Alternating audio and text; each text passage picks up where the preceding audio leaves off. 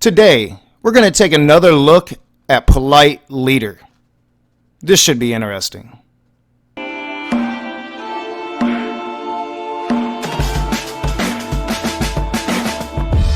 What is up, you heathens and demons, you sinners and saints, you beautiful, blasphemous people? Welcome back to A Raging Atheist. I'm your boy, Nakasuchi. And before we get into my response to polite leader, I want to ask you to subscribe and hit that thumbs up if you like my content.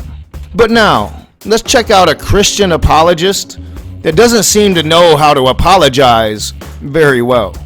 What's happening, polite society? I hope you had a good week. A few months ago, BuzzFeed released a video titled, "Can an Atheist Date a Christian?" The majority of the content is on how the couple met and the challenges they faced because of their opposing worldviews. Now, this video was entitled, "Can Christians and Atheists Date Each Other?" or something like that. And it uses an interview from a couple, one being Christian, the other being atheist. And I've spoken on this before, but polite leader doesn't really address the issue of whether Christians and atheists can date each other in his responses. He takes the opportunity in his responses to strawman and bash atheism in itself, and to portray it inaccurately as a worldview as he just did. He's gonna make this mistake throughout the entire video. I am an atheist. I identify as atheist. I don't believe in any God, not yet. But I also understand that philosophically, I'm more of an agnostic, because I grant the premise, and I say if I've ever received reasonable evidence of a God, well then I'll change my conclusion. And there's been a back and forth on whether or not I'm an atheist, or whether I'm an agnostic. And sometimes I playfully use the term agnostic atheist, even though I don't really understand the connotations of that, just to stir the pot a little bit. But polite leader is going to make this mistake throughout this entire video. He's going to make this assumption that atheism is a worldview when it isn't. Let's talk about atheism. Stanford historian Norman Naimark has estimated that 3 to 5 million peasants died of starvation under the rule of Joseph Stalin, who was an atheist. Naimark adds that perhaps we will never truly know how many millions Stalin actually killed. Another atheistic leader, Mao, is responsible for the deaths of anywhere between 200,000 and 4.5 million people. We could add others like Castro and Ho Chi Minh to the list of bloodthirsty atheistic rulers. Murder numbers under atheistic regimes are astronomical. Actually, many more people died under Stalin and Mao than polite leader is putting forth here, or giving them credit for. And Stalin and Mao were both atheists. All of the people he listed were atheists. They didn't believe in a God. But as polite leader is falsely claiming that atheism is a worldview, he is attributing these atrocities to the wrong thing. Communism is the worldview to be blamed here, or corrupted communism to be more fair. And what about the atrocities Christian leaders have made? There are far more of them throughout the course of history. What about the genocide of First Peoples under Christian presidents? What about slavery? How easy to forget the bloody past of the Christian worldview, which is an actual worldview.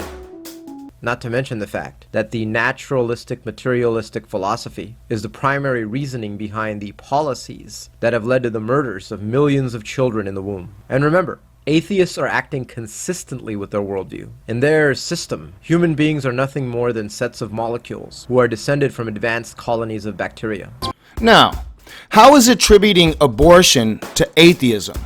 When have atheists ever had control of the United States? Christians love to claim that America is a Christian nation, despite the fact that we have a secular constitution and we should have a separation of church and state. But they attribute America to Christianity. They say that America is a Christian nation. How many people has America killed? How many people have fallen under the rule of Christian leaders throughout the history of the world?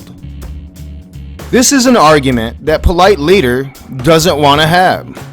The transcendental argument does not state that atheists do not use logic, science, and morality. In fact, they do. The argument is that their worldview cannot account for what they are doing. In their worldview, there is no justification for universal laws. In terms of the laws of science, their system provides no rational basis for believing that the future is going to be like the past. They're simply just a material universe, naturalistically explained the way things happen to be. Again, atheism is not a worldview, and this entire thing is just a very broad brush straw man of atheism. Polite Leader shows nothing but bias with his precept straw mans. But atheists, of course, use science and morality. Atheists give continual evidence to the fact that in their heart of hearts they are not atheists. In their heart of hearts they know the God I'm talking about. This God made them, reveals himself continually to them through the natural order, through their conscience, and through their very use of reason. They know this God, and they suppress the truth about him. One of the ways they do this is by using words like hope and faith, like she's doing here, as if those words have transcendental meaning, even though their worldview does not and cannot account for that reality. What Polite Leader is actually saying is he can't possibly overcome his indoctrination to look outside his worldview, so these atheists have to know God exists because Jesus. I mean, this is a very weak argument, one I make myself, but I am just talking shit, being funny when I make that argument. Polite Leader here believes this bullshit. So let me just be very clear, Polite Leader. I am an atheist. I do not think that a God exists. I do not feel God in the wind as it ruffles my hair or in the sound of the ocean as I sit and relax on the beach. I don't believe in a fucking God, and your assertion here is ridiculous. But she says atheism enables her to be free and non-judgmental. Here is a young lady who believes that there is nothing above us except the sky. If she's consistent with the atheistic worldview that she claims to hold to, then she believes we are all descended from stardust. She believes that she lives in a purposeless universe that never had her in mind. Yet throughout this entire video, she's going to use words like love continually and demonstrate that her behavior is completely at odds with that naturalistic, materialistic presupposition. Again, he strawmans atheism and this particular atheist. She has not said that she believes any of these things. She might believe everything, or some of it, or none of it at all. If that's the primary reason that he believes in Jesus Christ, then there is certainly a very, very real danger that he is going to end up like Josh Harris and Marty Sampson. If unbelievers push back against him about alleged contradictions in the Gospels, or the conquest of the Canaanites by Joshua, and he simply responds with, I feel the Bible is true, and if he's a thinking person, then sooner or later he's going to collapse into unbelief. Christianity is true because of the impossibility of the contrary. I am fairly certain that Polite Leader just absolutely admitted his worldview is bullshit and easily argued against. I mean, didn't he just admit that? Our feelings are irrelevant. When it comes to truth, facts matter, not feelings. And the truth is that God created the world, and this world reflects the uniformity that he imposes upon it by his governing. And our thinking is to reflect the same consistency or logical coherence that is in God's thinking. If facts matter, then supply evidence for any of the things that you just said. There is plenty of evidence for the earth being older than 6,000 years, and plenty more evidence for evolution. There is absolutely no evidence that God did it.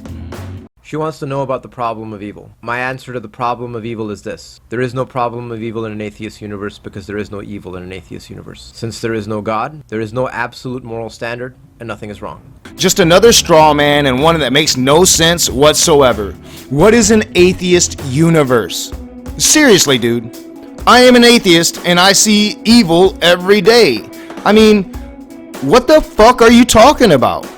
The torture of little children is not wrong in an atheist's universe. It may be painful, but it is not wrong. It is morally wrong in a theistic universe, and therefore there is a problem of evil, of perhaps the psychological or emotional sort. But philosophically, the answer to the problem of evil is you don't have an absolute standard of good by which to measure evil in an atheist's universe.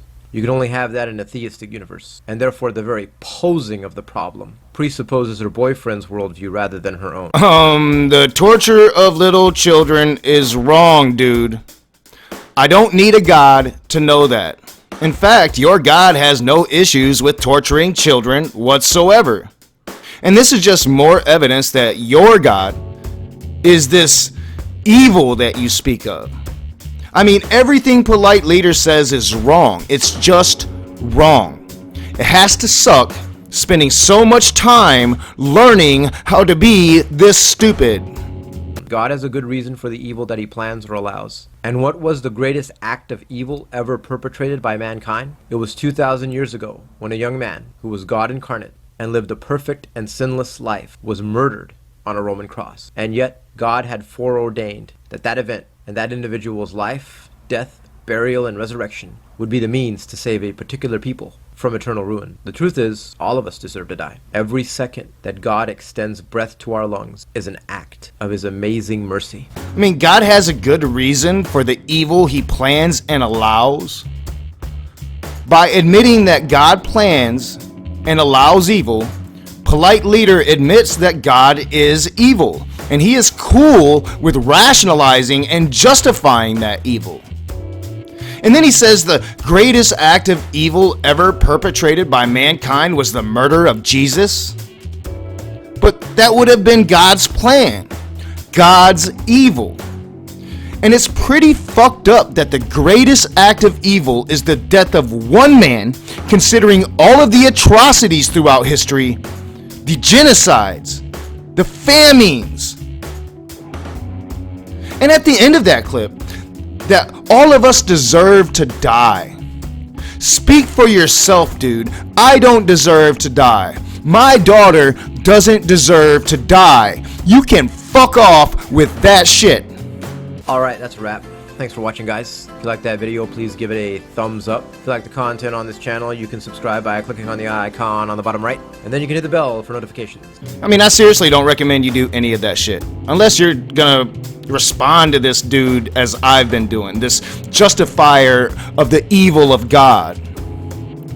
But that's enough for now. I can't take too much of this dude's shitty apologetics. I'm gonna go and plan for tonight's stream, which is gonna shed light on an issue that I think really needs to have some light shed on it. It might be a bit intense to listen to. I'm gonna get ready for that instead of listen to Polite Leader for a moment longer. And as always, I'm your boy Nakasuchi. This is A Raging Atheist. Hit that thumbs up, subscribe, share me on your social media. Tell all your peoples how crazy Nakasuchi is. And as always, I'll see you soon.